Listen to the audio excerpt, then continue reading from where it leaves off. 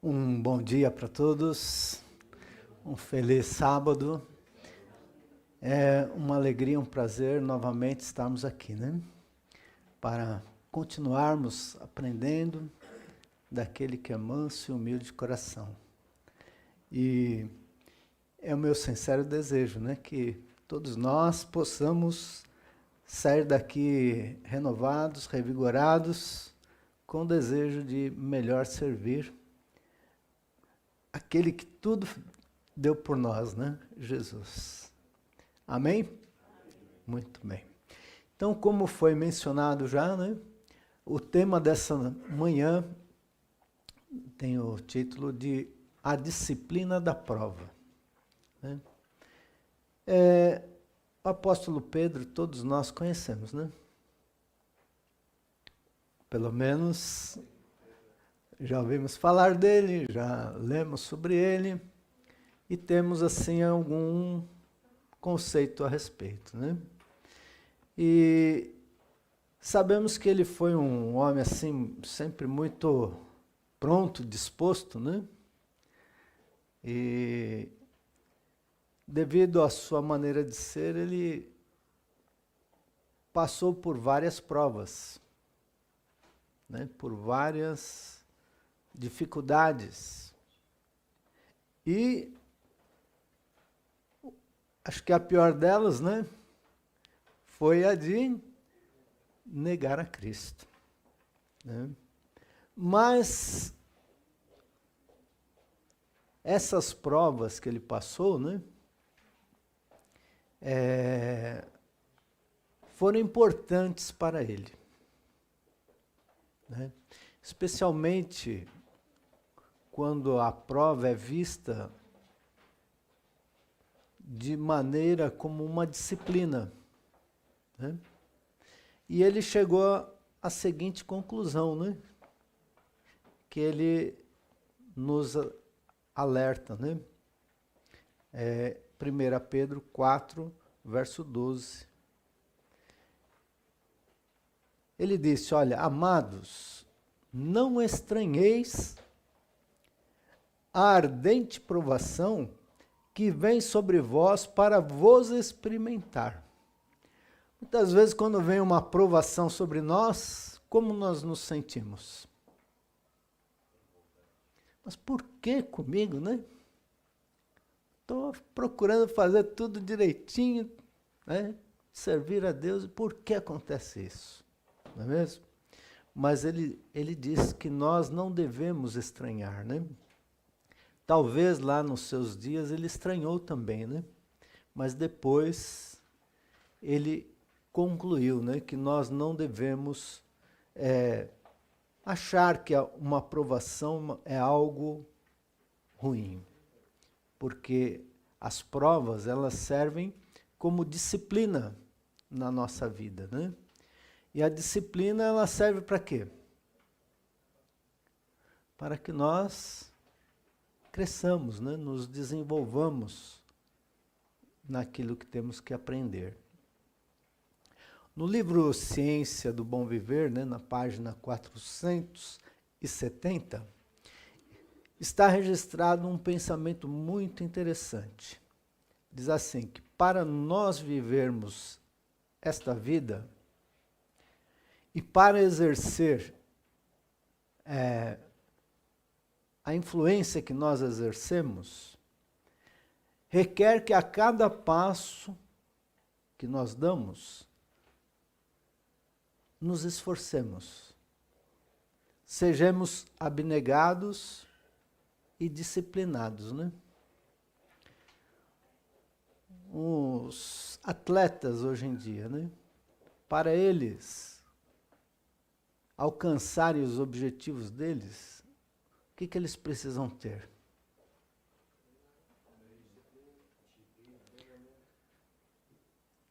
Treinos, disciplinas, né? Tem horário para estar ali no treino, né? Tem um tempo para treinar e tem uma série de outras coisas que envolvem a vida de um atleta, né? Para que eles possam se destacar naquilo que eles esperam, né? E nós, para vivermos a nossa vida cristã, para exercermos a vida, uma influência na nossa vida, né? Também é requerido de nós o quê? Esforço, abnegação e disciplina. Sem essas três coisas, não temos como viver uma vida que represente a Cristo, exercermos uma influência que destaque o nosso Criador. E muitas vezes, né, não compreendemos por que vêm as provas, as disciplinas, né? E diz aqui que é porque assim não compreende que muitos tão facilmente desanimam da vida cristã. Muitos, quando começa a chegar as provas, começa a chegar as disciplinas, né? Eles não compreendem por quê. E o que acontece? Desanimam, desistem. Muitos que sinceramente consagram a vida ao serviço de Deus, ficam surpresos e desiludidos quando se encontra diante de grandes provas, diante de grandes obstáculos, não é mesmo? Quando são assediados por provas e perplexidades. Então, veja, pessoas que sinceramente, né, se consagram para o serviço de Deus. Mas, quando chega as provas, as disciplinas, o que acontece? Muitas vezes desanimam, né? Se desanimam. Oram para que seu caráter se assemelhe ao de Cristo e se tornem aptos para a obra do Senhor.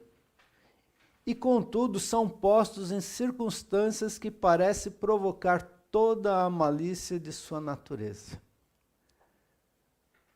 Interessante, né?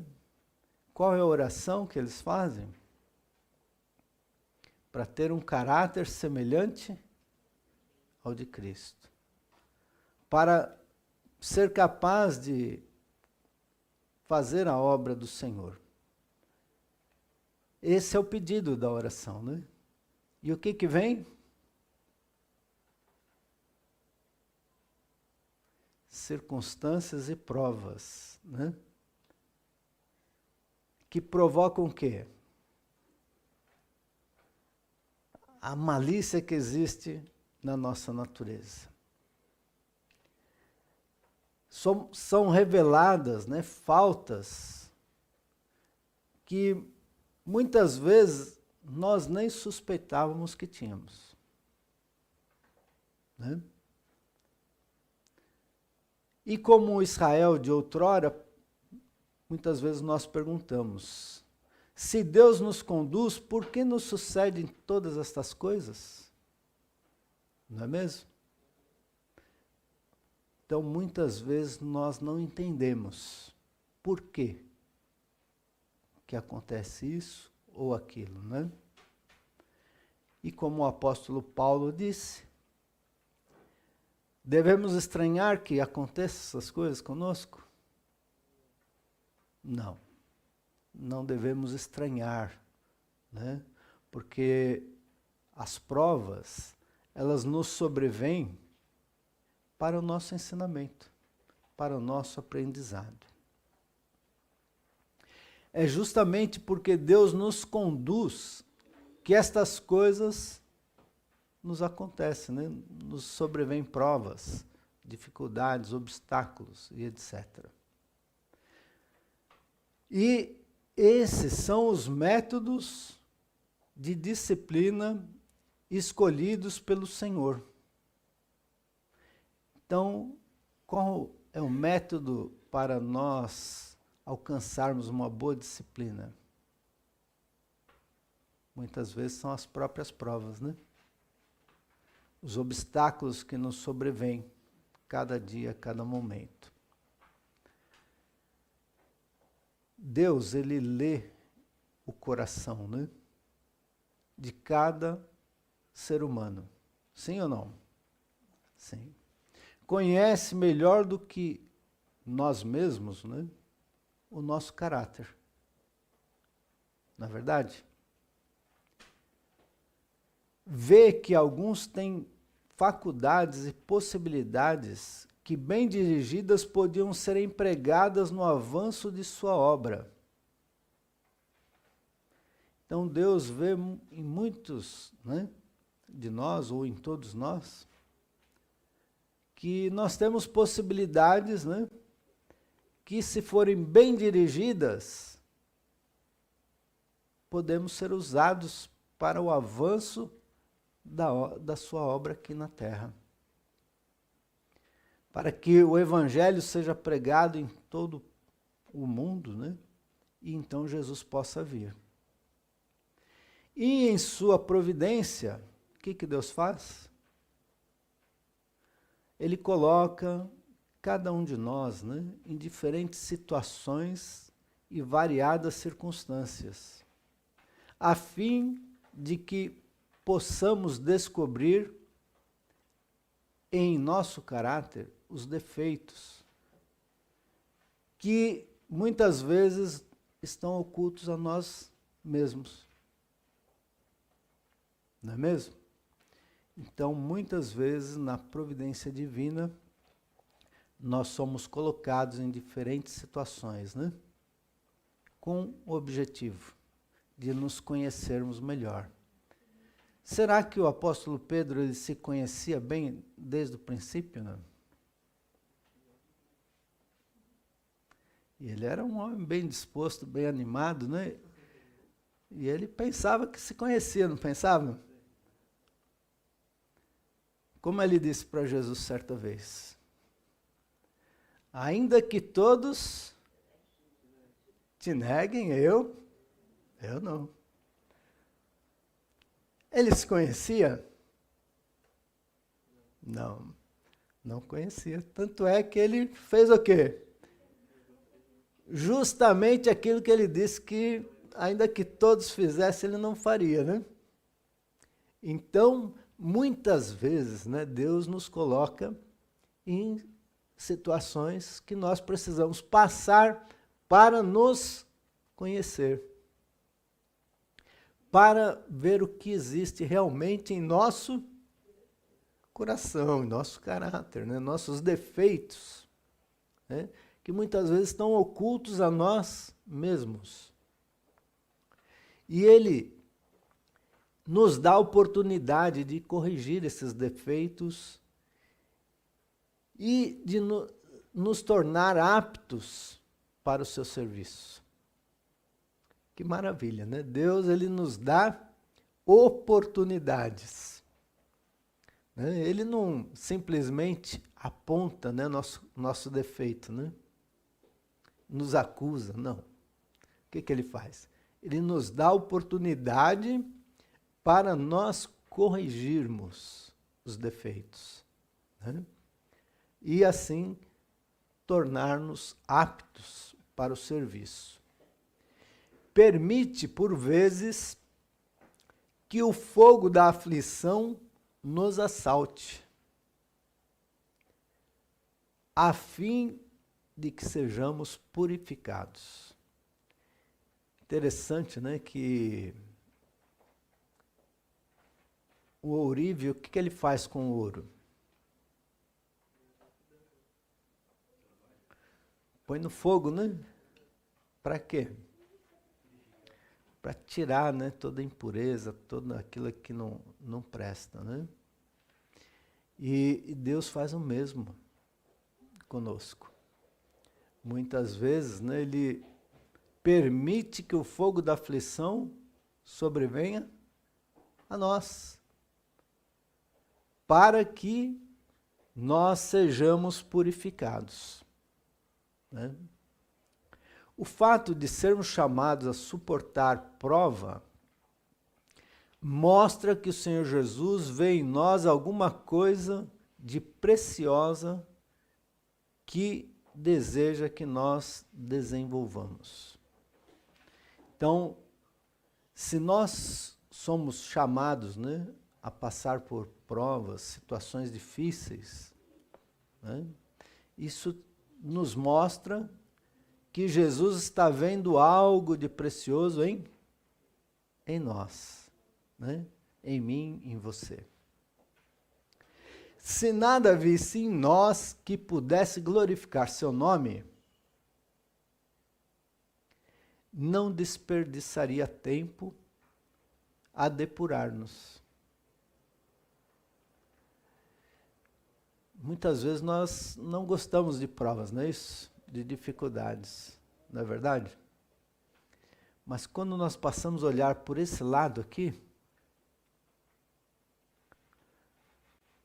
que vem as provas, não é isso?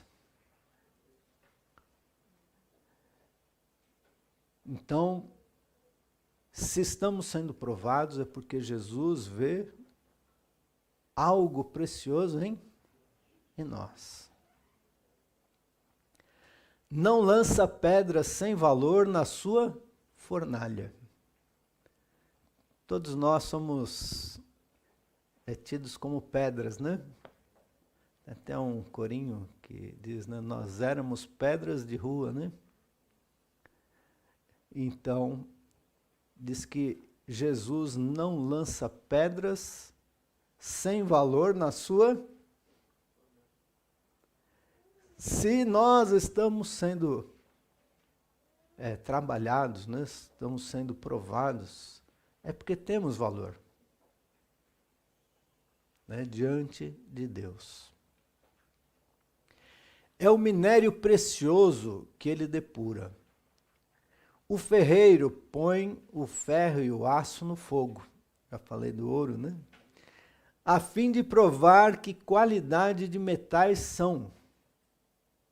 Então o fogo ele prova, né? Tudo aquilo que pode resistir ao fogo, né? Nem tudo resiste, né? Tem muitas coisas que diante do fogo o que acontece? Evaporam, se desfazem, né? Mas o metal precioso, ele resiste, né?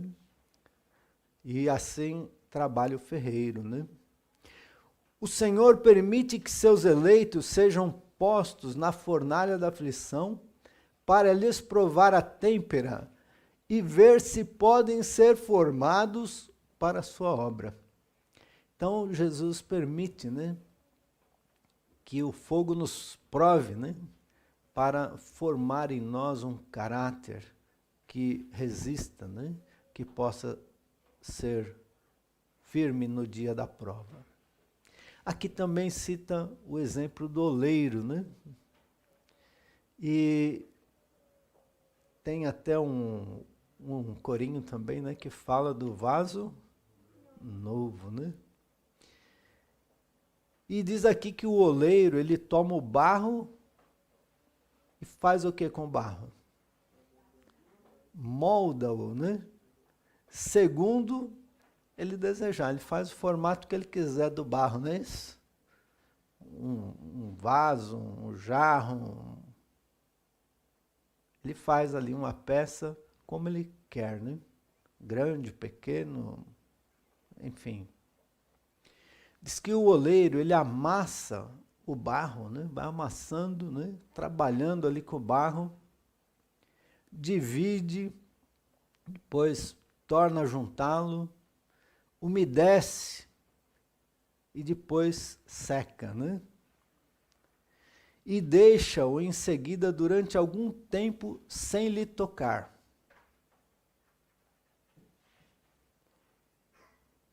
E quando está perfeitamente maleável, prossegue ali então nessa obra, né?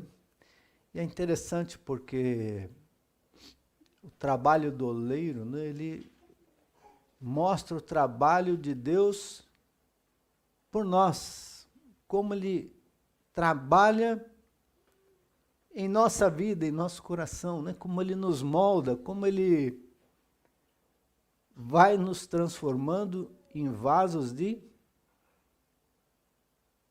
honra, né?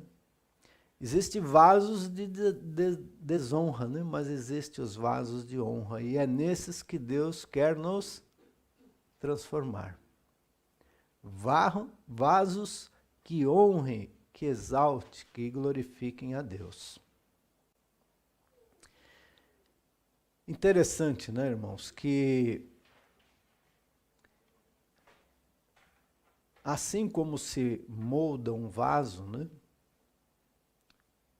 de uma forma ou de outra, né, Deus também está moldando nossas vidas. E o sábio Salomão, ele deixa um conselho muito maravilhoso, né? Está lá em Provérbios 4, verso 7. Alguém gostaria de ler para nós? Para eu não ficar aqui falando sozinho, né? Vocês participarem também.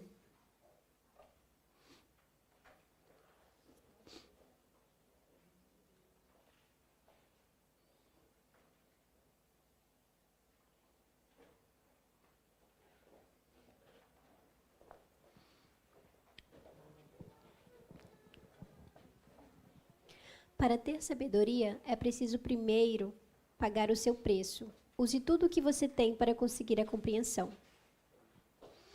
Interessante essa versão da irmã Catrine, né? Existe outra versão que diz assim: a sabedoria é a coisa principal.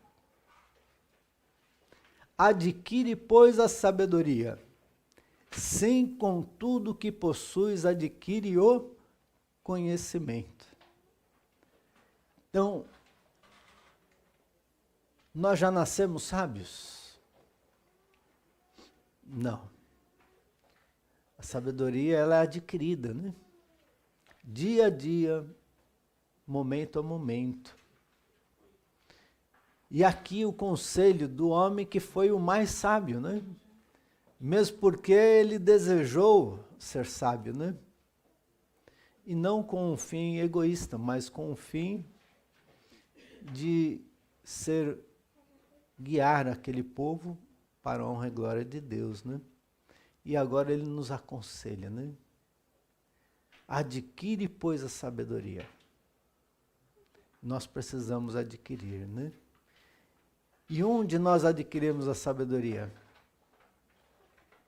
Na palavra de Deus, não é mesmo? Então, voltando ao oleiro, né? Depois que ele molda, né, o vaso, alisa, pule, tudo, seca no sol, né? Pronto, aí está pronto. Torna-se então um vaso apto para servir. E do mesmo modo, o Supremo Artista deseja moldar-nos, formar-nos, e como um barro está nas mãos do oleiro, assim estamos nós em suas mãos. Então nós somos como se fosse o barro, né? Que Deus trabalha como Ele quer.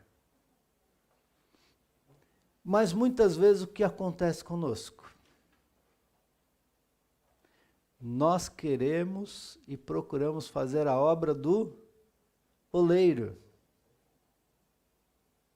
Muitas vezes nós queremos fazer a obra do oleiro. Mas compete-nos simplesmente deixar-nos moldar pelo o supremo artífice, né? O supremo oleiro, né? E simplesmente confiarmos, não estranharmos o modo como ele trabalha conosco. É interessante, porque muitas vezes nós somos apanhados de surpresas, não é mesmo? Às vezes nos sobrevêm provas, disciplinas que nós não esperávamos, né? Mesmo porque, como nós já vimos, né? Muitas vezes nós não nos conhecemos a fundo, né? E às vezes nós somos pegos de surpresa e não ficamos felizes, né? Mas creio que esses pensamentos que nós acabamos de ouvir, eles nos servem, né, para nos ajudar a entender e para nos animar. Outro exemplo que eu achei muito interessante, né, é de um pássaro que é posto em uma gaiola, né? E o dono vai querer ensinar ali uma música para ele, né? Muitas vezes, né? Mas diz que à plena luz do dia se ouve ali música de outras vozes, né?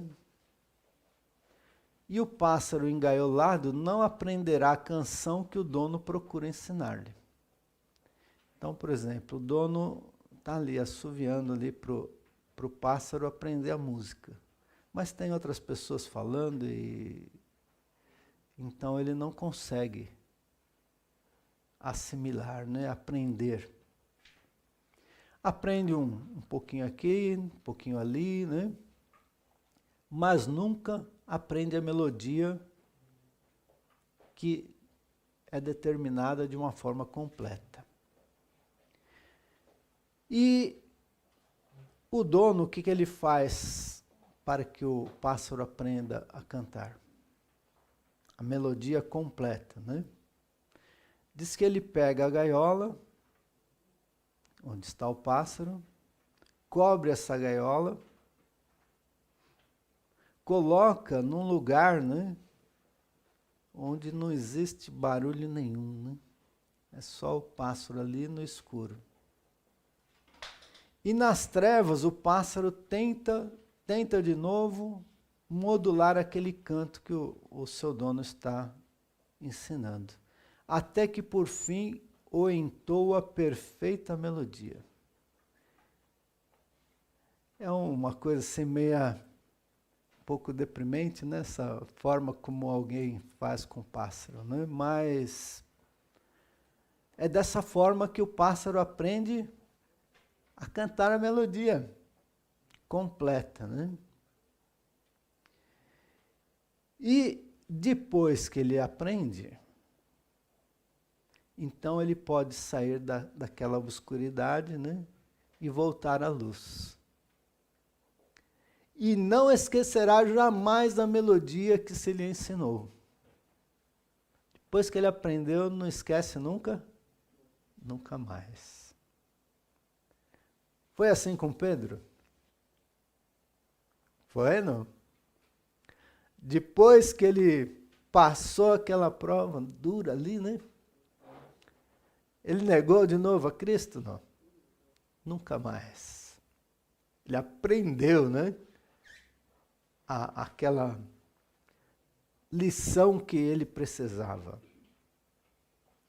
É assim que Deus procede com seus filhos. Ele tem um canto para nos ensinar. E quando houvermos aprendido, no meio das sombras da aflição, poderemos cantar para sempre. Nunca mais vamos esquecer. Né? Muitas vezes é pela aflição que você aprende. Pela prova. Né? Mas uma vez aprendido, nunca mais vamos esquecer.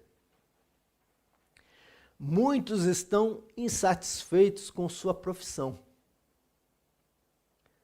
Encontram-se talvez num meio incompatível. Seu tempo é ocupado em trabalho vulgar.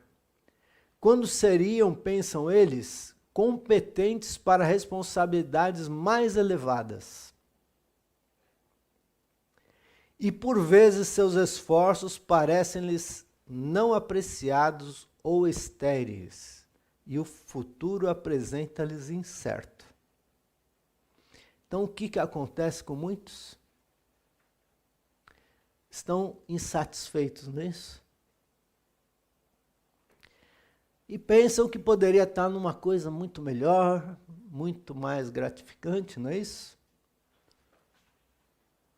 que eles são mais competentes, que poderia ter responsabilidades mais elevadas, não é isso? Se sentem assim. E às vezes nós somos tentados também a nos sentir desta maneira.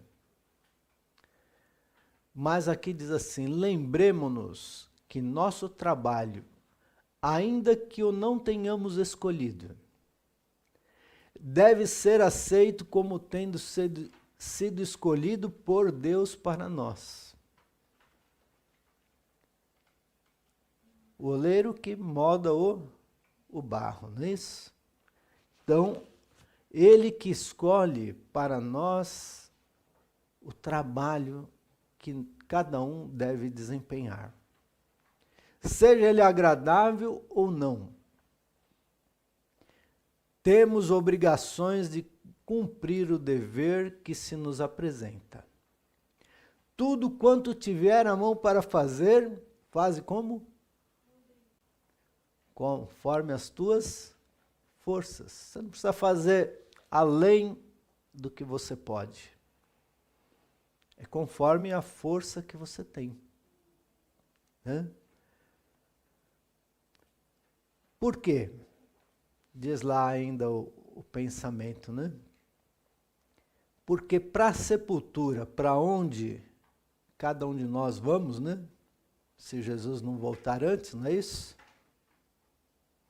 Lá não há obra, nem indústria, nem ciência, nem sabedoria alguma. Então, tudo que nos sobrevém à mão, nós devemos fazer, né? Com toda a nossa força. Com a força, sabedoria que Deus nos dá. Não precisamos ir além, né, disso, mas devemos fazer como Deus nos pede. Se o Senhor deseja que levemos uma mensagem a Nínive, não lhe será agradável que vamos a Jope, como aconteceu com Jonas, né? Ou a qualquer outro lugar que for. Ele tem motivos para nos enviar aonde nossos passos foram dirigidos. Então, onde quer que Deus nos leve, né? Deus tem motivos para isso. Não foi por acaso, né, que nós fomos aqui ou ali. Ele tem motivos para isso. Talvez lá houvesse alguém em necessidade do auxílio que poderíamos prestar. Lá no caso de Jonas mesmo, né? Quantas pessoas se arrependeram e se converteram com a mensagem dele? Né?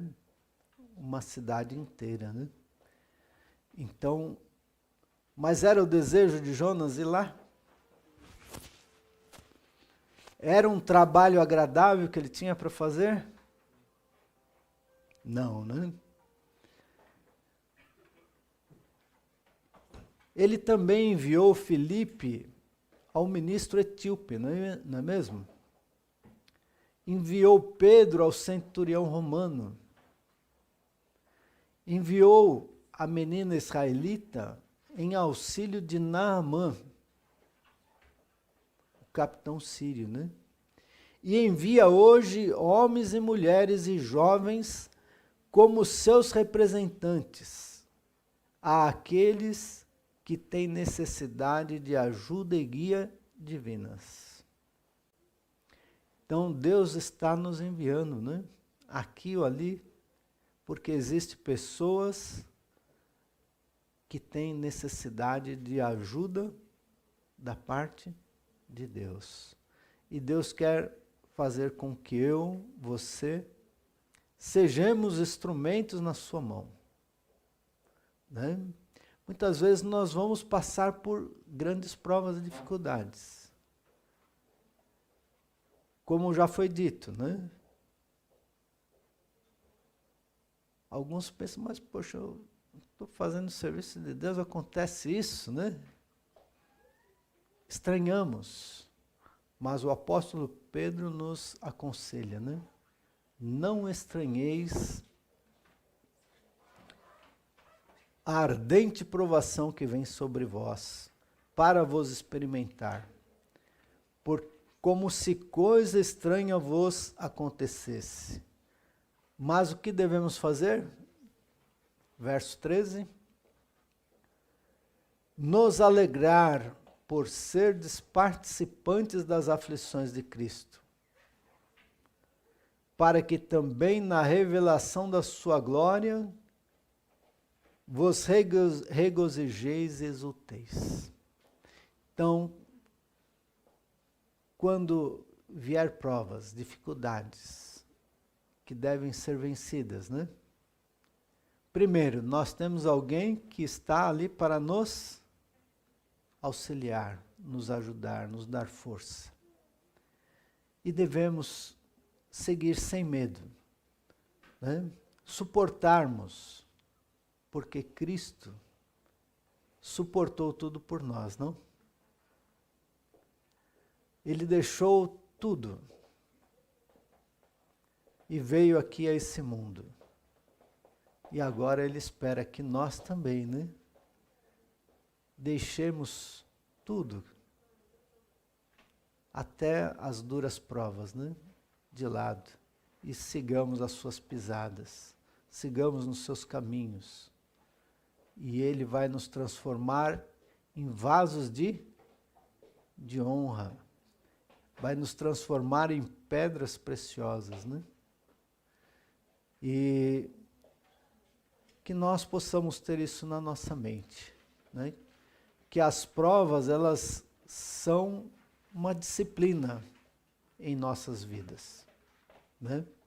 Que elas não vêm por acaso, ou porque Deus se esqueceu de nós, né? Não. Mas elas vêm para nos moldar, para nos aperfeiçoar, para nos purificar, né? E que Deus nos dê sua graça, né? Para nós encararmos dessa forma, de fato, como coisa boa e não coisa ruim, né? É o meu desejo para mim e para vocês também. Amém?